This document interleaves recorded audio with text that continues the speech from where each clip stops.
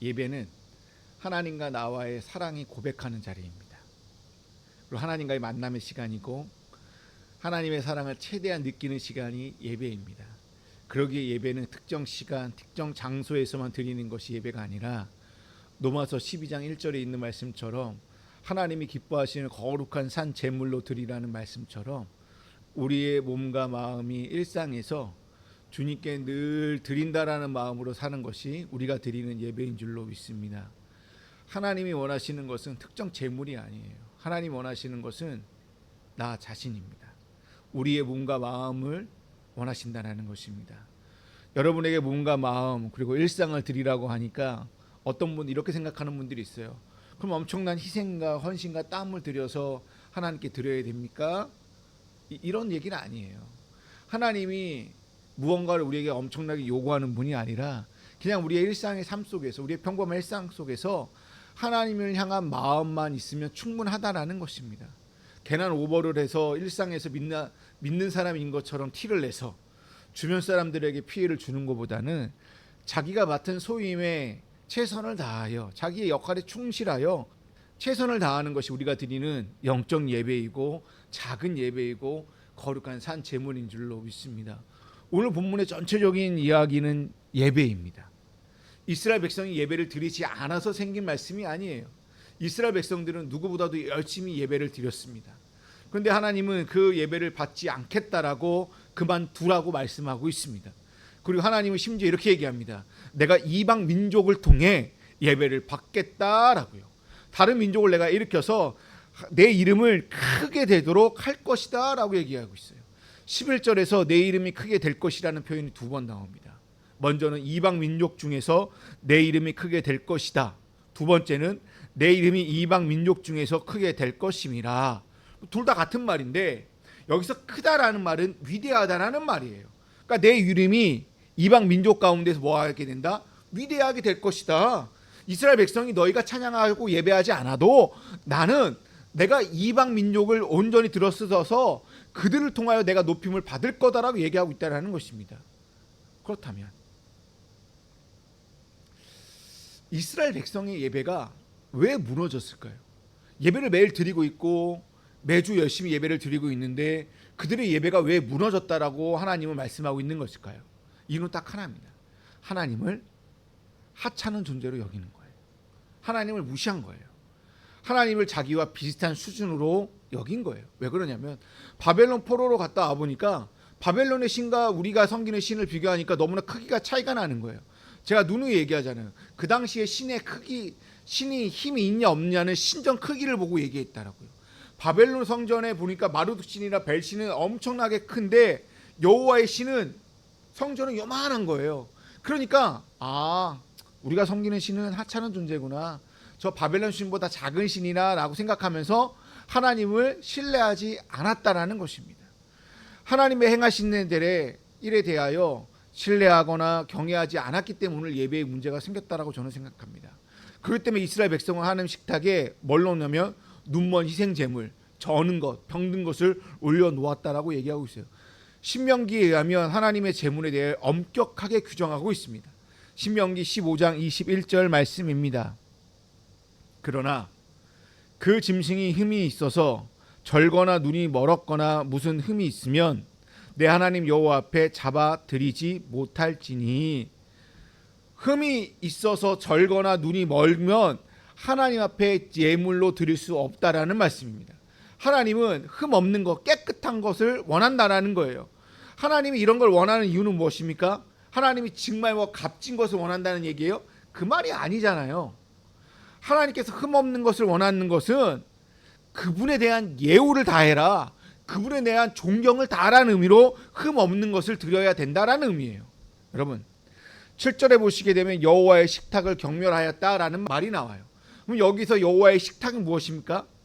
성소 안에 있는 제단을 의미합니다. 오늘날 제단은 뭐예요? 제단 없잖아요. 오늘날엔 제단이 없어요. 성소, 지성소라는 개념이 없잖아요. 그러면 제단, 성소, 지성소, 이게 오늘날로 말하면 어디입니까? 우리의 마음이요. 우리가 지켜야 할 것은 제단, 성소, 지성소가 아니라 우리의 마음이라는 것입니다. 하나님이 우리를 만나주시는 그 구약 시대에 말하는 지성소가 오늘날 우리에게는 우리의 깨끗한 마음이 오늘날 이 시대의 지성소인 줄로 믿습니다. 그런데요, 인간이 탐욕과 이기심으로 하나님 앞에 예배를 드리다 보니까 그 예배가 자꾸 망가지는 거예요.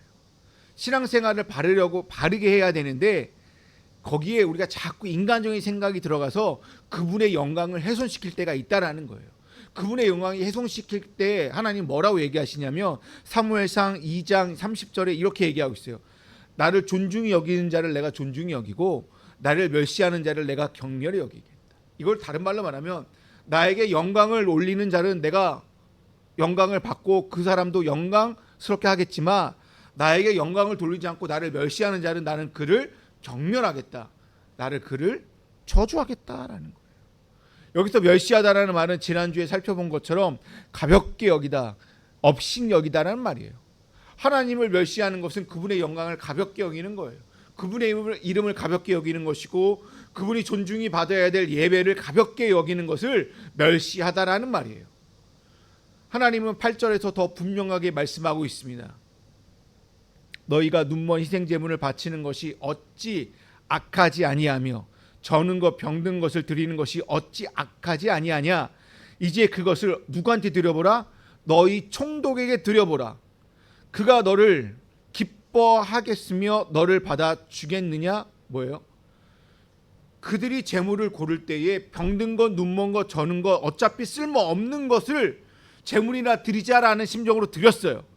근데 그런 마음으로 세상 지도자인 총독에게 한번 드려봐라. 그가 받겠느냐? 받지 않을 거다. 근데 그런 제물을 하나님께 바치는 게 말이나 되냐라고 지금 하나님께서 하소연하고 있다라는 것입니다. 12절 13절 뒤에 8절과 비슷한 말씀이 나오는데요.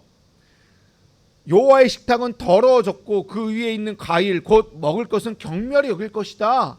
그러면서 여호와의 이름이 더럽혀졌고 이 일이 얼마나 번거로운지 코웃음 치고 아무거나 잡히는 대로 가지고 와서 제물을 드렸다라고 나와져 있어요.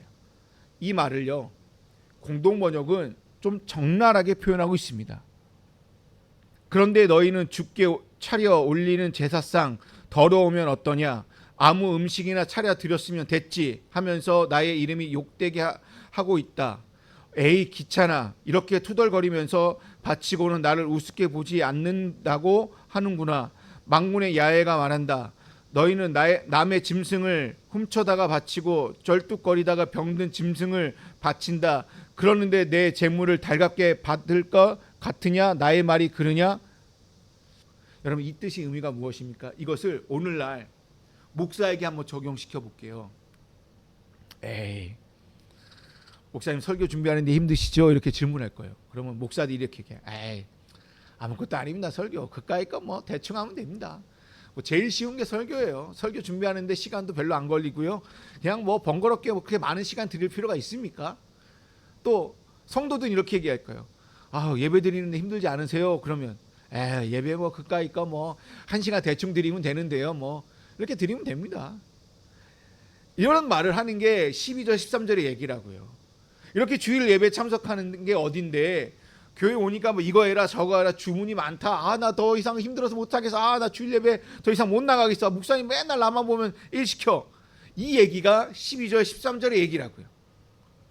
뭐 이것만 말고도 우리가 예배를 어떻게 여기는지 많은 느낌들이 있잖아요. 어떻게 귀찮아하고 대충 여기려고 하는 그런 표현들을 이것이 13절 12절에 있는 말씀이라고요. 하나님의 무서운 책망을 듣는 이 사람들은요, 오늘 본문에 나와 있는 제사장들이나 이스라엘 백성들은요, 제사를 빼먹는 적이 없는 사람들이에요. 그들은 매주 나와서 주일 성수를 하는 사람들이라고요. 근데 거기에 뭐가 없는 거예요? 하나님을 향한 경외심, 경외감이 없었다라는 것입니다.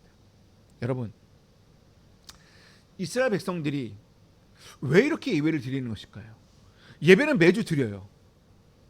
율법과 예배와 안식일을 목숨보다 더 지키면서 왜 율법을 무시한 채 예배를 이렇게 엉망진창으로 드리는 것일까요?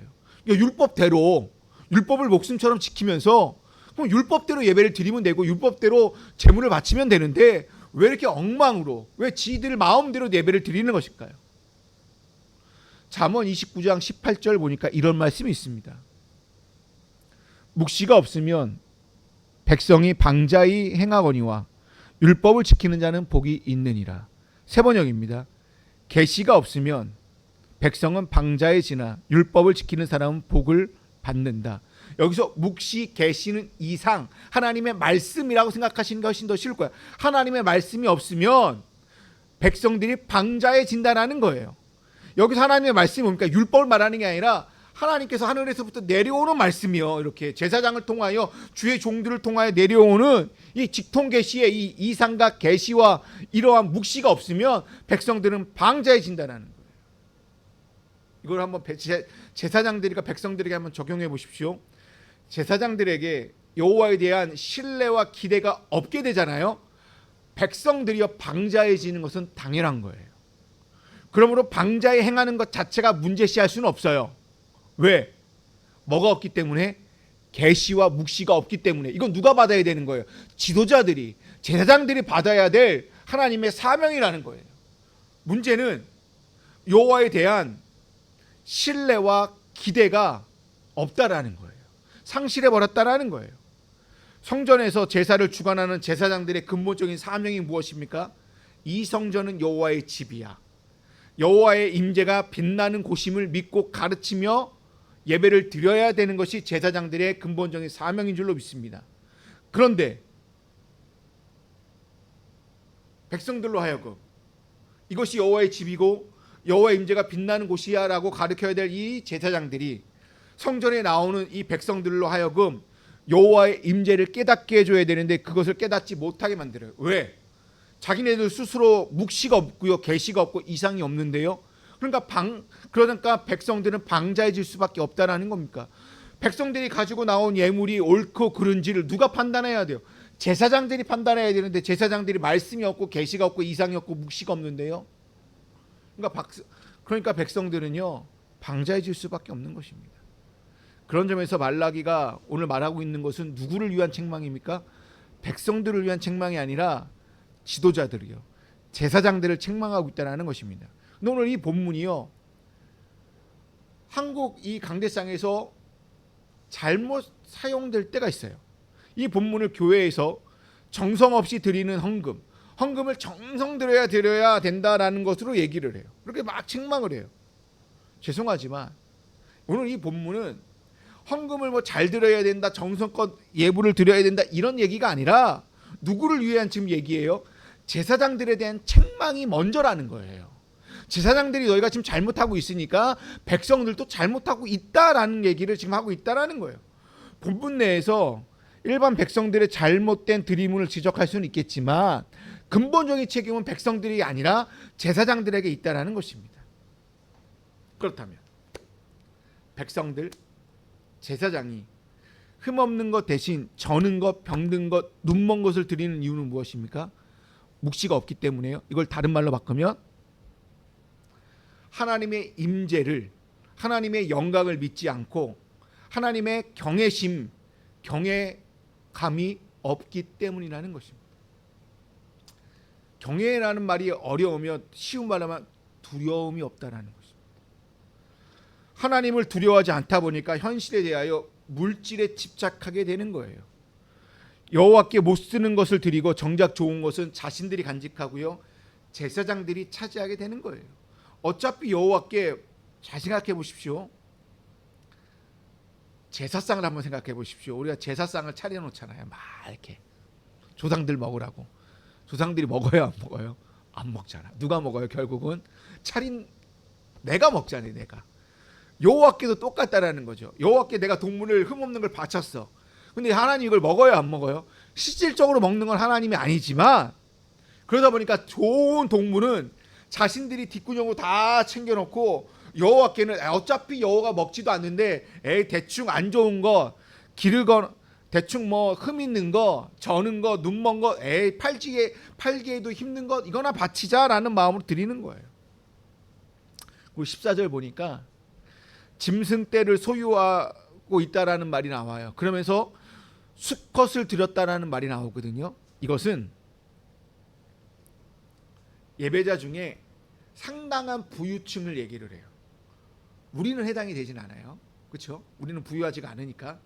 그 예배자 중에 상당히 부유한 사람들이 있는데 그들이 제사장들과 부유한 자들이 결탁하여 하나님 앞에 예물을 뒤로 빼돌리는 거예요. 빼돌린다는 얘기가 무슨 말이냐면 아까도 얘기한 것처럼 좋은 것을 빼돌리는 거예요.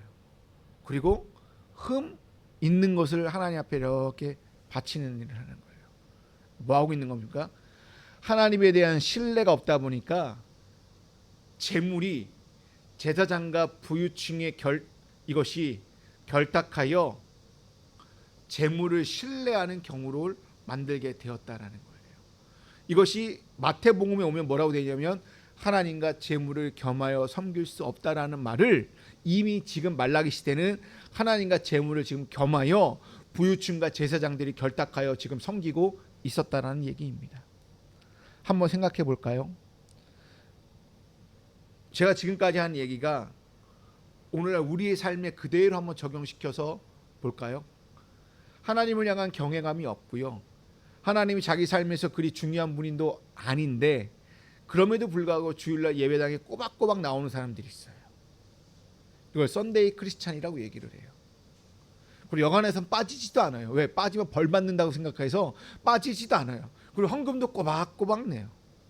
하나님께서 지적하는 것은 그 사람들을 지적하는 거예요. 지금 맹목적으로 예배드리고 겉으로 보기에는 외형적인 모습이나 형식적인 모습에서는 흠잡을 데가 없어요. 왜? 주일 성수 잘하지요. 예배 꼬박꼬박 드리지요. 그리고 헌금도 꼬박꼬박 바치지요. 그리고 여간에서는 주일날 빠지지도 않지요. 그러나 중요한 건 그들의 마음에 볼 때 하나님께서 너희들의 마음이 지금 식었다라고 얘기하고 있는 거예요. 하나님을 향한 예정이 없구나라고 얘기하고 있는 거예요. 마음 중심에 하나님을 향한 경외감이 내가 없지 않느냐, 네가 나를 정말 믿느냐라고 얘기했어요. 일주일 동안 너가 나를 한 번도 찾지 않았잖아. 일주일 동안 너가 나에게 1분이라도 만난 적 있니? 없잖아. 그러면서 주일날 한 번 예배 드린 거 가가지고 나한테 와서 이렇게 예배 드렸으니 나한테 와서 응답해달라고 나에게 축복해달라고 하는 게 말이 되니? 라고 얘기하고 있더라고요. 그러자 사람들이 이렇게 얘기합니다. 하나님, 내가 하나님 앞에 잘못한 게 무엇입니까? 주일 성수도 했고요, 내가 예물도 바치고요, 매주일 다 나와서 하나님 앞에 할 거 다 했는데요. 근데 왜 저에게 응답해 주지 않으세요? 하나님 너무 섭섭합니다. 하나님 저 냉담자로 돌아설 거예요. 그럼 신앙생활은요, 하나님을 더 사랑하고 인내하는 길로 가는 거예요. 응답이 중요하지 않아요. 하나님을 내가 더 사랑하면 어떻게 하면 하나님을 더 사랑할 수 있을까? 어떻게 하면 내가 더 인내하며 하나님을 더 사랑하면서 이 세상에 살아갈까? 근데 종교 생활은요, 하면 할수록 점점 더 내 마음이 굳어지게 되고요, 냉담하게 돼요. 종교 생활은 근본적으로 자기가 한 것에 근거를 둬요. 내가 이렇게 했잖아요. 내가 11조 드렸고요. 내가 하나님 앞에 예물 드렸고요. 하나님 앞에 내가 예배 드렸지요. 내가 매주일 성소 이렇게 했잖아요. 자기가 한 것을 따져요. 종교 생활에는 우리 마음이 녹이고 따뜻하게 해주는 은혜가 없다라는 얘기예요. 신앙생활은 은혜가 있고요, 종교생활은 은혜가 없다라고요. 그러니까 하나님께서 10절에 폭탄 선언 같은 얘기를 합니다. 나 만군의 주가 말한다. 너희 가운데서라도 누가 성전문을 닫아 걸어서 너희들이 내 제단에 헛된 불을 피우지 못하게 하면 좋겠다. 나는 너희들이 싫다. 나 만군의 주가 말한다. 너희가 바치는 제물도 이제 나는 받지 않겠다라고 말씀하고 있어요. 세모역입니다. 이런 제물을 받기 싫으니 성전문을 뭐 하라는 거예요? 야, 아예 닫아버려. 너희 나한테 오지 마. 나 성전문 닫을 테니까 너희들 나한테 와서 제물 바치지 마. 나 받지 않을 거야 라는 거예요. 너희가 드리는 제물을 기뻐하지도 않고 내가 받지도 않겠다라고 얘기하고 있는 거예요. 이게 하나님을 멸시하는 거라고요. 지금. 여러분, 여기서 잠시 떠올려야 될 인물이 두 사람이 있습니다. 엄밀히 말하면 한 사람입니다. 창세기 4장에 보니까 가인과 아벨이 나옵니다. 여러분 제가 길게 설명하지 않아도 어떤 내용인지 다 아시잖아요. 간략하게 얘기하면 가인과 아벨의 인생을 구분짓는 것은 예배와 제사였습니다. 예배를 통해 그들의 인생이 쫙 나뉘어지게 되었습니다. 가인과 아벨을 통해 우리가 알 수 있는 건 무엇이냐면 하나님이 받으시는 예배가 있다는 거와 받지 않는 예배가 있다는 것을 우리는 깨달아야 됩니다. 여러분, 가인은 어떻습니까? 예배를 받지 않게 되자 다시 말해서 예배가 실패하게 되자 아우 동생 아벨을 죽였습니다. 살인을 저질렀습니다. 최초의 사진이었습니다. 그는 자기 마음대로 예배를 드려놓고 오히려 하나님께 대들었습니다. 왜 내 예배는 받아주시지 않는 겁니까? 왜 아벨의 제사는 받고 내 제사는 왜 받아주지 않았습니까? 하고 하나님 앞에 대들었어요. 가인은 하나님이 원하시는 예배가 아니라 자기가 원하는 예배, 자기 중심적인 예배를 드렸다고요. 자기 만족, 자기가 바치고 싶은 예배를 드렸고 자기를 숭배하는 예배를 드렸다라고 우리는 볼 수 있다라는 거예요. 이것이 오늘날 이스라엘 백성들에게도 똑같고, 그리고 2400년 지난 오늘날 현대에 저와 여러분이 드리고 있는 예배와도 똑같다라고 생각합니다. 그들은 하나님께 우리가 예배를 드렸잖아요. 우리가 제사 드렸잖아요. 그리고 이렇게 하나님께 대두고 있다라는 거예요. 그래서 하나님께서 뭐라고 얘기하냐면 나 너희가 드리는 제사 예배 받지 않을 거야. 이제 성전문 닫을 거야 라고 얘기하고 있다라는 거예요. 여러분, 예배에 실패한 가인의 인생은 계속 꼬여만 갔습니다. 어떻게 됐어요? 그 축복의 땅에서 추방당하여 혼자 나그네 인생을 살다가 죽게 되었다는 것입니다. 우리는 어떤 식으로 예배를 드리면 하나님께서 받으실 것인가를 늘 생각하면서 살아야 되는 거예요. 그렇기 때문에 우리 가운데 참된 예배를 경험하지 못한 사람도 있을 것이고 경험한 사람도 있을 것입니다. 중요한 건 신앙이 깊어지면 깊어질수록 예배도 깊어진다는 겁니다. 내가 예배를 깊게 드려진다는 거, 신앙이 깊어진다는 거예요. 말씀을 마무리 짓기 전에 그저께 금요일날, 제가 매주 금요일날 제가 이제 기도원이 아니라 기도하러 가잖아요. 예배드리러 가는데 정말 이번 주는 가기 싫었습니다. 설교 준비도 안 됐고 그리고 잘 안 돼서 이번 주에 와이프한테 그랬어요.